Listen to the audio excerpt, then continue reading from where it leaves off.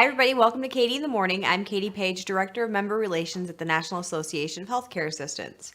Today, I'm here to challenge a very old saying. There's an old saying that there is no I in teamwork. I say that there is an I in teamwork. The reason I say this is because teamwork starts with one person. It takes one person to ask for help. It takes one person to offer help. It takes one person to initially start that ball rolling, and that person is me. So when I think about it, I say I.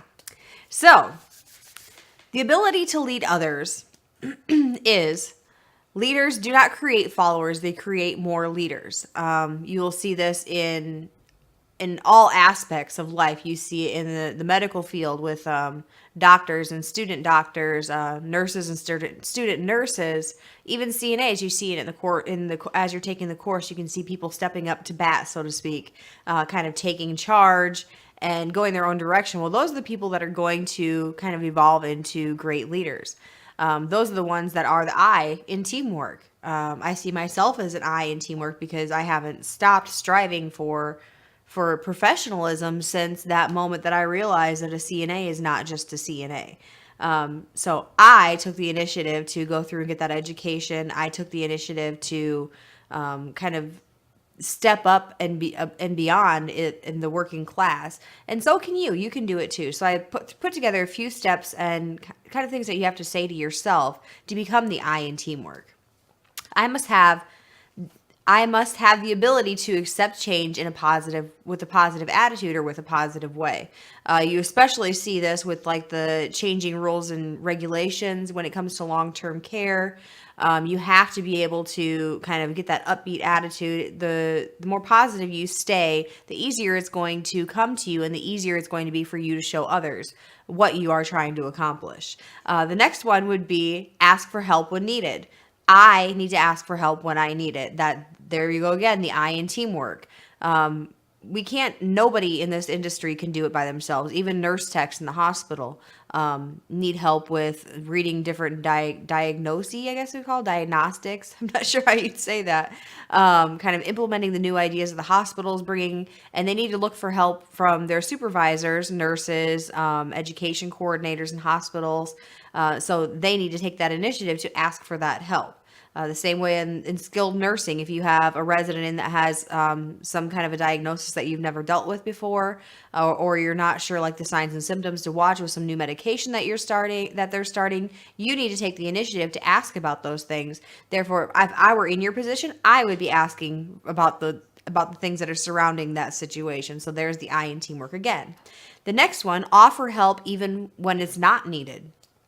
You could have a CNA that is phenomenal. They could be that one CNA that doesn't need help with anybody on their hallway. I mean, you could even ask them if they need help and they're constantly telling you no. But there could be things that they need done around their work schedule that don't necessarily have to do directly with the residents.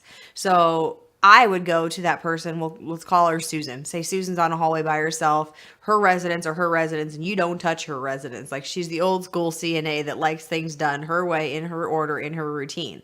There are things that I could do for Susan that don't directly, that you wouldn't exactly be giving direct care to her residents. You could check to make sure she's got enough supplies in her linen cart. You could go through and change the trash bags while she's in with a resident. Those are the kind of things that I can do to help somebody else's shift go more smoothly. The other thing is encourage others to be the best that they can be. I can take the initiative to tell somebody else how much I appreciate them. I can take the chance of changing that person's day from a normal day to a fabulous day. Those are things that I can do to implement teamwork. And obviously, once you start doing those things, it's going to spread to other people. So that's when the teamwork really, really kind of fits into that little bubble of perfection in the skilled nursing care. I know that's not a term you hear very often, perfection, because everything is its own working process. We're going to take a short break, and when we come back, we're going to talk about a few other things that you can do to implement teamwork at your facility.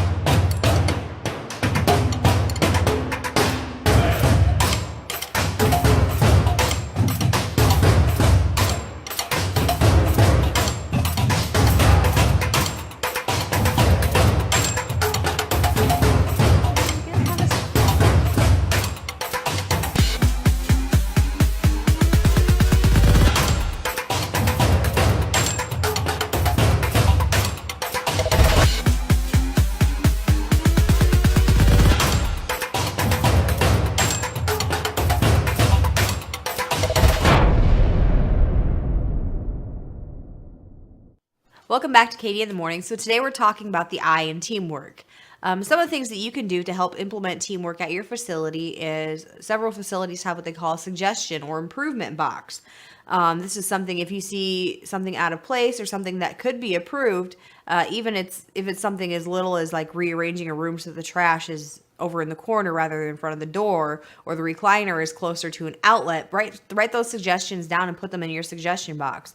You don't have to necessarily sign your name. You can put it in anonymous if you're not that person that wants that recognition, so to speak, from your supervisors or people asking you a lot of questions, interrupting your day if you're one of those CNAs. But it would definitely help the facility as a whole. Care planning is another thing that's starting to implement what's called QAPI, where CNAs have to be present in the care plan meetings for the residents, or at least in the quarterly meetings with the entire QAPI team. So that's a great place to implement ideas. You can gather as the I in the teamwork. You can gather ideas from other CNAs as well. If they don't want to take the time to write out those suggestions or bring their ideas to a QAPI meeting, you can present it for them, and that would really be the I in teamwork as well.